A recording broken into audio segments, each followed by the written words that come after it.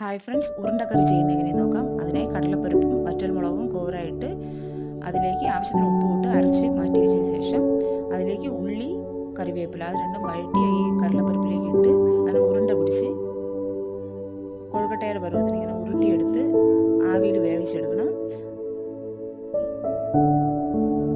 അതിനുശേഷം ഒരു പാൻ അടുപ്പിൽ വെച്ച് അതിലേക്ക് കടുക്, ഉലുവ, കറിവേപ്പില, പിന്നെ പൊടിയുള്ളി ആയിട്ട് നന്നായിട്ട് വഴറ്റി അതിലേക്ക് തക്കാളി ഇട്ട് നന്നായിട്ട് വഴറ്റിയ ശേഷം മഞ്ഞൾപ്പൊടി, മുളക് പൊടി, മല്ലിപ്പൊടി, ആവശ്യത്തിന് ഉപ്പും ചേർത്ത് നന്നായിട്ട് വഴറ്റി അതിലേക്ക് പുളി പിഴിഞ്ഞൊഴിച്ച് അരച്ച് വെച്ചിരിക്കുന്ന തേങ്ങ, മുരിങ്ങയ്ക്ക ഇട്ട് നന്നായിട്ട് തിളപ്പിക്കണം. നന്നായിട്ട് തിളപ്പിച്ചതിന് ശേഷം ആവശ്യത്തിന് വെള്ളം കൂടി ഒഴിച്ച് നന്നായിട്ട് തിളപ്പിക്കണം.